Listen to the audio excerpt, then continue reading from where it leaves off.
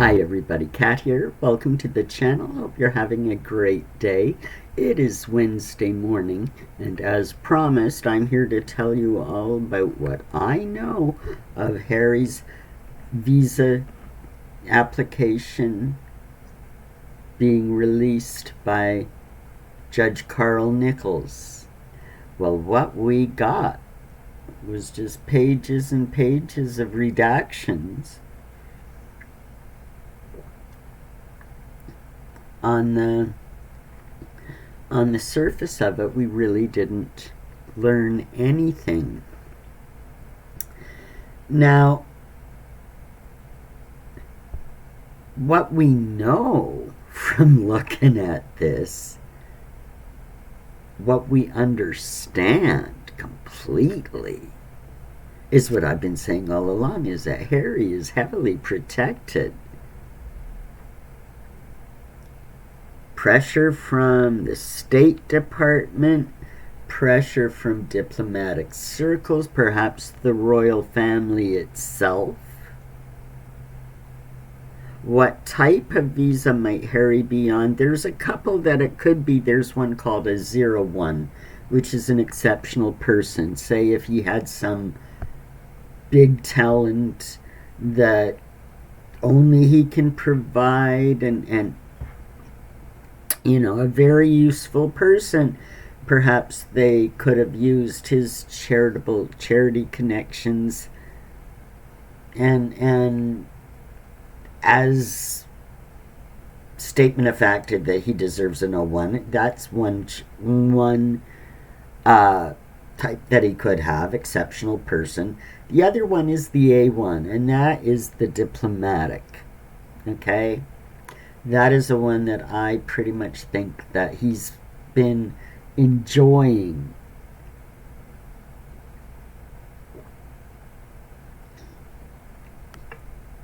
Because even before, just as a member of the royal family, you get that level of diplomatic visa. Now, he may not have the top of the line, but he'll be immune from prosecution. This is why, and this is the main reason, it's not security. This is why he's still fighting in the courts against Ravek to get that legitimized, because I believe already that he is being treated as an A1 diplomatic case. He's being protected by the American government, by the State Department, by these people that he's working for. He is a globalist. We know that the royal family is captured by the World Economic Forum, and I'm sure Harry has his contacts too. Just look at the organizations that he's involved with. The corruption in his African parks. He's chimp officer of Better Up, which has proven to be just a terrible organization. He's working for left-leaning think tanks, working on things like freedom of speech and internet control and this and that.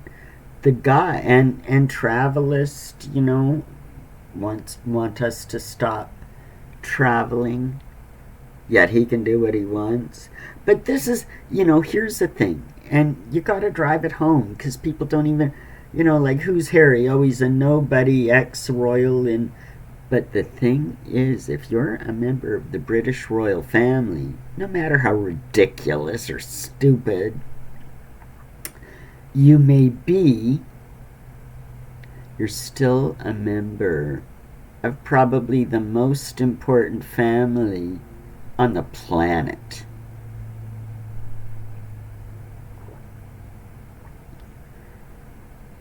The monarchy controls 1/3 of the population and 1/3 of the land. The Commonwealth. What are there, 53 countries? Holy crap. Yeah, so no matter how much of a dingbat or how much of an irritant Harry may be, he will always be a member of the elite and to a degree will always be protected. Now, there's speculation from what I've read and looked at this morning that the reason for such heavy redactions, they can, because he's a member of the royal family and because the royal family has access to all kinds of intelligence, that that putting anything out there kind of would jeopardize him and perhaps state secrets and things deals between America and Britain. The fact that so much was redacted tells us more than if we could see the statement that Harry lied or not. Really, this tells us more. It tells us what we need to know. It gives us Harry's position. He is an elitist. He is a protected elitist. Nothing to see here, folks. Move on. That's what they want us to do. The Heritage Foundation may have reason to bring an appeal against this trench of documents that you can't make sense out of anyway. Now they can have some specific questions to ask. Instead of we want to see his papers, we want to see what he said, we think it's in the public interest, we think something shady's going on. Well, all these redactions, this whole exercise has just proven everything that they've been saying all along, that we've been saying all along. So in a way, it may give the Heritage Foundation another shot at trying to get to the bottom of this. But in the meantime, we've learned a lot. Now we know exactly what's going on. It's what many of us have been saying for a long time. Harry and Meghan are part of something bigger than themselves, bigger than any of their little Netflix projects or, jam-making enterprises. No, they're part of something bigger. They're useful idiots that have been brought in and used, and that's why they're protected, but, patsies. I've said this how many times? If you've listened to anything of mine, you'll know my opinion on this.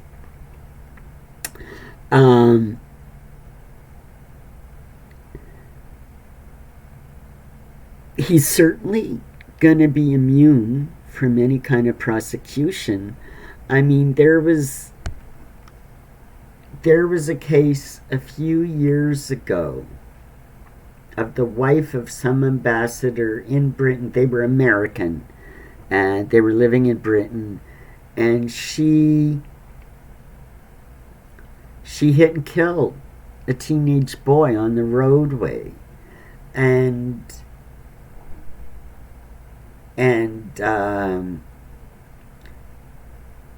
over the course of there was a lot of controversy on to whether they would charge her or not, of course, because of the diplomatic immunity thing, even at that level, just ambassadorial level. And she went back to the States, I think in a bid to try to avoid prosecution at all. Eventually, it took years, but they did extradite her and charge her. But that diplomatic immunity thing, you hear stories all the time of lower level diplomats that just get away with all kinds of stuff. So you think a royal family member is going to have any trouble at all with any issues at all. There's speculation that this kind of status also frees him from taxation in the States. I don't know enough about it. I don't know if that's true, or if it could be a case of if he just, decides not to pay or whatever, can they prosecute him? I don't know the status. I don't know the legals. We're just talking across the board, you and me. He always has been and always will be protected no matter where he lives. Now the problem, now that we've had our suspicions verified by this totally redacted document,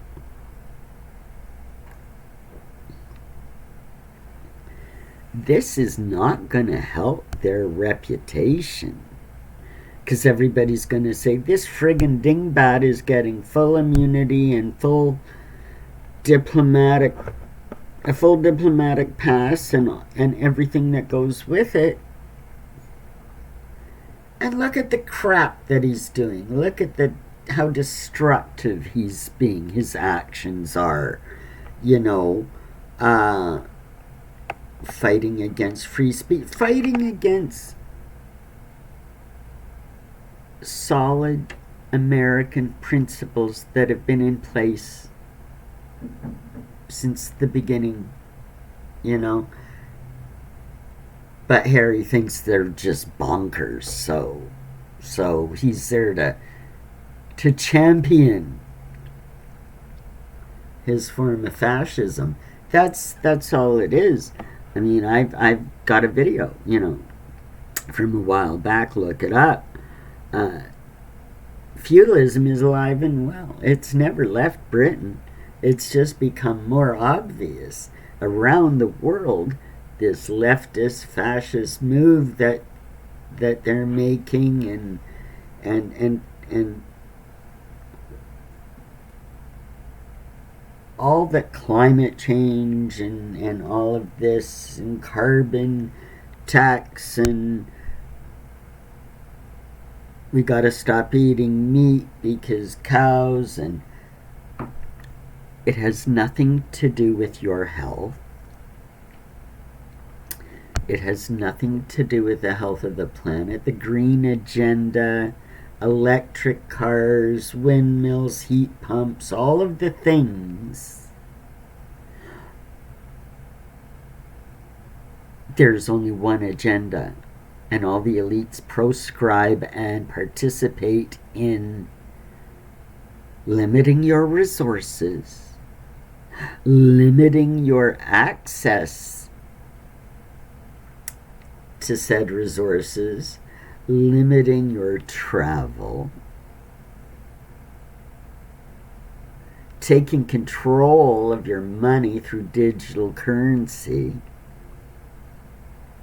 Things like the social credit system that's in place in China through a digital ID and currency. This is what they want to bring into the Western world. I'm not making this up. I knew this 30 years ago. But back then they called you a conspiracy theorist. But you know what? Isn't it funny how all the things that they say, oh, conspiracy theories, now they're all coming true. I tell you, by 2030, there won't be any conspiracy theories left, the rate they're all coming true. It's a fact. And Harry's a part of it. And as I've said many, many times, because see, they can have more than one game going at once. Meghan, I think, was brought in as a child to perform a particular function.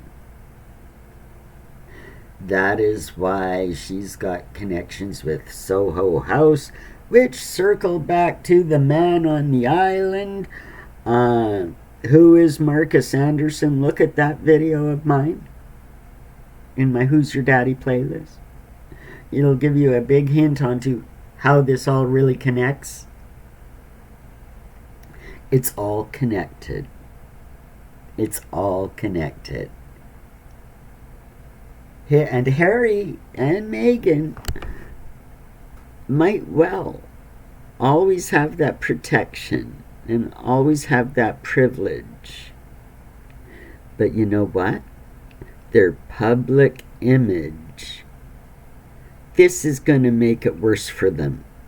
This is going to make it worse for them because they're going to say, you two complaining friggin' children, all you do is bitch and moan about everything and nothing's good enough for you. And look at the way you live. Now we all know. We all know. Go to hell. We want nothing more to do with you. I think their public image, they're shot. And with the lost leaders that Meghan's got going with Netflix, they're just trying to get their money out of it. They really are. We've got this next bunch of With Love Meghan that's going to be just as bad as the first. We've got her Lemon Out of Podcast, which is going to be just as bad as the first. And the way they lured it around to let you know they're better than you. No. They'll never be taken seriously again. This is the point, and I've said it all along.